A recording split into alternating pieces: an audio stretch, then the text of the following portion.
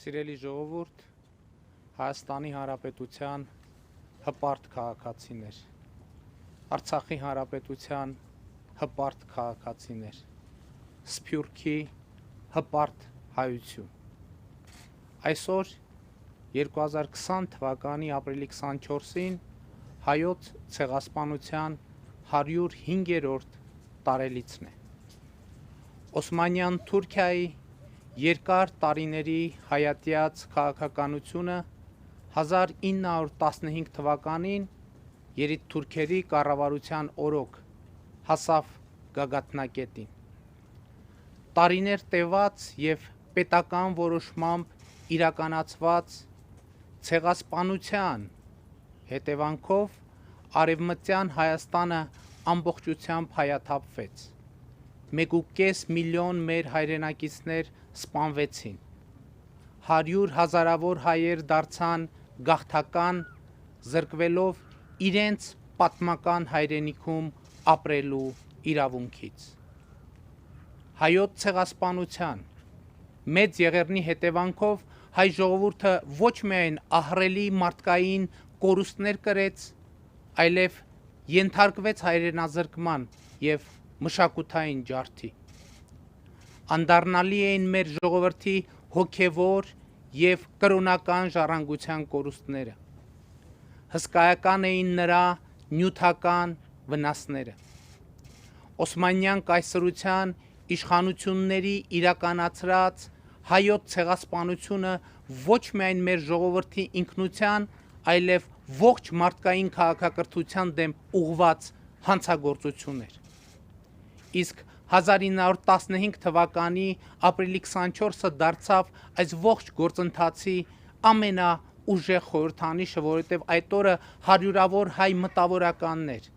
կրոնական ու քաղաքական գործիչներ երիտթուրքերի կառավարության հրամանով ձերբակալվեցին, աքսորվեցին, սպանվեցին կամ անհետ կորան։ Արդեն 55 տարի ապրիլի 24-ին մենք ոգեկոչում ենք հայոց ցեղասպանության զոհերի հիշատակը։ Առաջին անգամ 1965 թվականին էր, երբ հազարավոր հայեր մայրաքաղաք Երևանում այդ օրը հիշատակի զանգվածային միջոցառում իրականացնելու հնարավորություն ստացան։ Եվ սա կապված էր ոչ միայն Խորհրդային Միությունում ջերմացման ժամանակաշրջանի, այլև այն փաստի հետ, որ 1946-49 թվականներին շուրջ 100,000 հայեր, հիմնականում հայոց ցեղասպանության զոհերի հետնորդներ, հայրենադարձվեցին Հայաստան, դարձան խորհրդային Հայաստանի լիարժեք մասը, բորբոքելով այստեղ անթեղված ցավը, հիշողությունը, կարոտը։ Խորհրդային Հայաստանի իշխանությունը ապրիլի 24-ը ցեղասպանության զոհերի հիշատակի օր հայտարարելու և Ծիծեռնակաբերդում ցեղասպանության զոհերի հուշահամալիր կառուցելու որոշում կայացրեց։ Եվ այս վեհաշուկ կոթողը դարձավ մեր ժողովրդի հավերժության ամենապերճախոս խորհրդանիշերից մեկը։ Այդ նույն ժամանակաշրջանում հայոց ցեղասպանության ճանաչման ուղղված շարժում սկսվեց նաև հայկական Սփյուռքի գաղթօջախներում։ Այդ շարժումը, որը տասնամյակներ շարունակ անձնվիրաբար ղեկավարում են Սփյուռքի քաղաքական և հասարակական կառույցները, հետևողական և անխոնջ քայլերի շնորհիվ բազմաթիվ երկրներում պսակվեց հաջողությամբ։ Այսօր հայոց ցեղասպանությունը պաշտոնապես ճանաչել են աշխարհի 30 երկրներ, և մենք երախտապարտ ենք բոլոր այն պետություններին, միջազգային կառույցներին, հոգևոր և աշխարհիկ առաջնորդներին, ովքեր իրենց համերաշխությունն են հայտնում հայ ժողովրդին, ճանաչում և դատապարտում են հայոց ցեղասպանությունը։ Սիրելի հայրենակիցներ,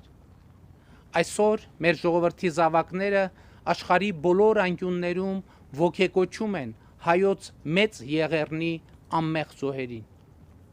Ինչու մեկ դար անց չեն մարում մեր զգացմունքները, իսկ մեր սրտերում էլ ավելի վառ է այրվում հիշատակի ճրագը։ Պատասխանը պարզ է։ անցել է 1 դարից ավելի, սակայն չեն վերացված ցեղասպանության հետևանքները։ Առ այսօր Թուրքիան կատարվածի համար որևէ զղջում չի հայտնել, ներողություն չի հայցել։ Դա է պատճառը, որ մենք այսօր հայտարարում ենք, հիշում ենք եւ պահանջում։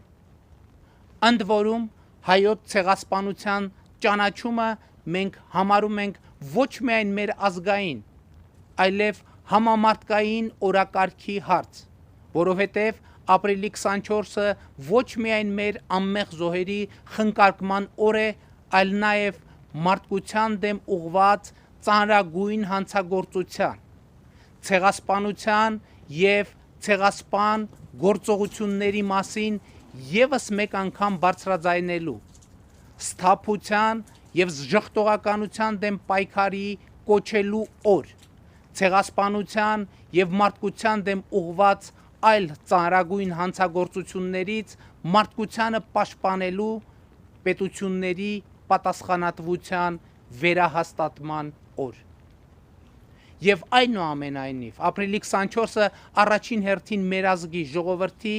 անցյալի եւ ապագայի մասին մտածելու ամենապարտադրող առիթն է։ Ինքնաճանաչման, մեր ուժերի եւ անելիքների գնահատման ամենահարմար պահը, որը պետք է լինի ուրեմն ապրիլի 24-ից մեր հետևությունը։ Առաջինը 1915 թվականին երիտթուրքերի կառավարության կողմից հայ ժողովրդի նկատմամբ մահվան դատավճիռ է կայացվել։ Բոլոր ուժերը նետվել են այդ դատավճռի ի կատար ածմանը։ 1.5 միլիոն հայի նկատմամբ այդ դատավճիռը ի կատար է ածվել, բայց հայ ժողովրդի նկատմամբ ի կատարածել չի հաջողվել։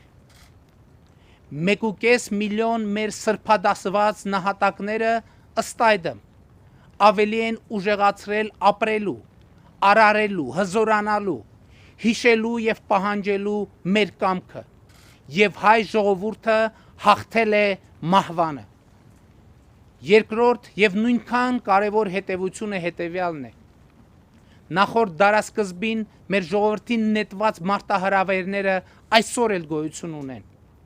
Եվ այդ մարտահրավերներից ոչ թե մազապուրծ լինելու, այլ դրան արդյունավետ կերպով դիմակայելու միակ միջոցն ու գործիքը ուժեղ պետականությունն է, հզոր պետությունը, այնպիսի Հայաստանը, որը պատրաստ է դիմակայել անվտանգության բոլոր սպառնալիքներին։ Այո, մենք պետք է ջանք չխնայենք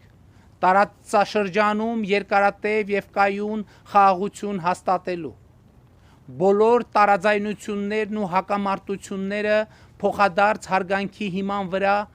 բանակցային գործընթացներով, խաղաղ միջոցներով լուծելու համար։ Բայց այսպիսի արդյունքի հասնելու իրական հնարավորություն կարող է ստեղծել միայն ինքը իրեն պաշտպանելու ընդունակ, արժանապատիվ եւ ինքնիշխան պետությունը։ Այո, մենք չպետք է ջանք խնայենք, որ մեր դաշնակիցների հետ մեր հարաբերությունները խորանան, դառնան ավելի ինստիտուցիոնալ եւ հուսալի, աշխարհում մեր բարեկամների թիվը շատանա, բայց այսպիսի արդյունքի հասնելու իրական հնարավորություն կարող է ստեղծել միայն ինքը իրեն պաշտպանելու ընդունակ, արժանապատիվ եւ ինքնիշխան պետությունը։ Իսկ ինքը իրեն պաշտպանելու ընդունակ, արժանապատիվ եւ ինքնիշխան պետություն ունենալու համար մեզ հարկավոր է ժամանակակից բոլոր չափանիշներին համապատասխանող կրթական համակարգ, դինամիկ զարգացող բարձր տեխնոլոգիական տնտեսություն, ռազմարդյունաբերական կայացած համալիր, հզոր բանակ եւ հատուկ ծառայություններ։ Իսկ այսպիսի արդյունքի հասնելու համար հարկավոր է համահայկական ամբողջ ներուժի համախմբումը։ Համահայկական ներուժի Հայաստանի պետականության շուրջ համախմբման միջոցով,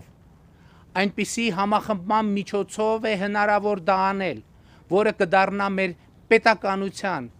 գիտական, դիվանագիտական, տնտեսական առաջընթացի խթան ու երաշխավոր։ Այս գործնական խնդիրը լուծելու համար մենք պետք է կարողանանք ձևակերպել մեր ազգային հայեցակարգը, մեր ազգային գաղափարախոսությունը, տեսլականը,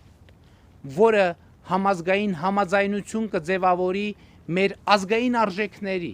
ազգային նպատակների եւ ազգային ռազմավարության շուրջ,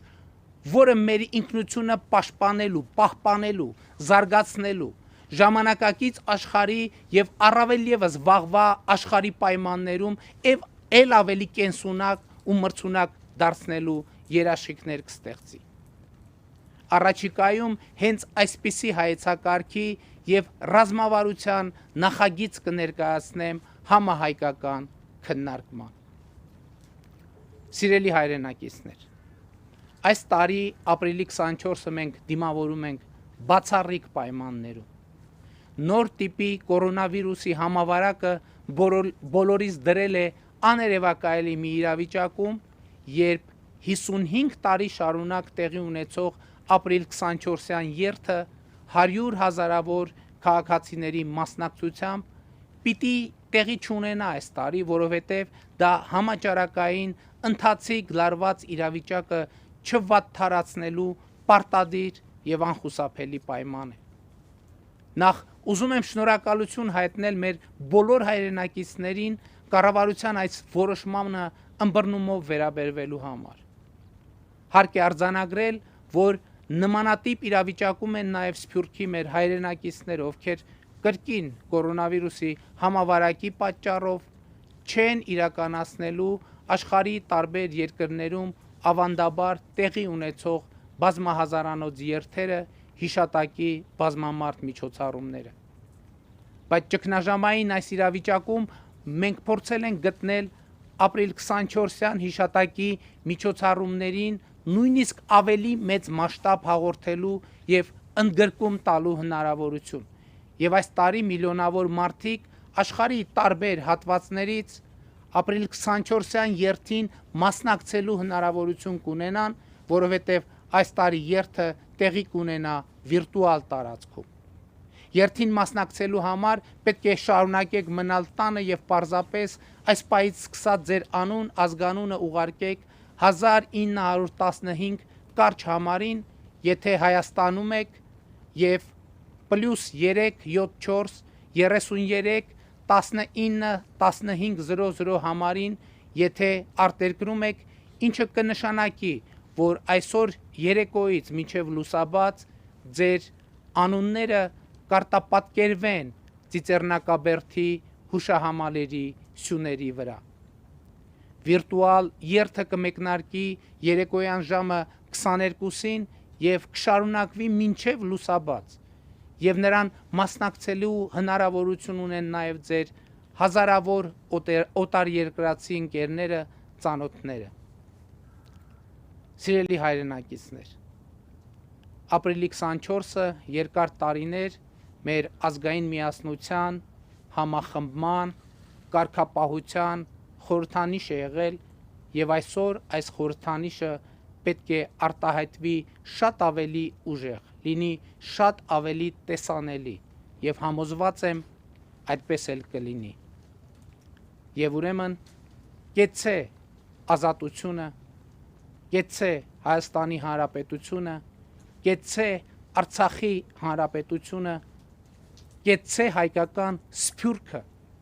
եւ կեցցեք մենք եւ մեր երեխաները, որ ապրում ենք եւ ապրելու ենք ազատ եւ երջանիկ Հայաստանում։ Հիշում ենք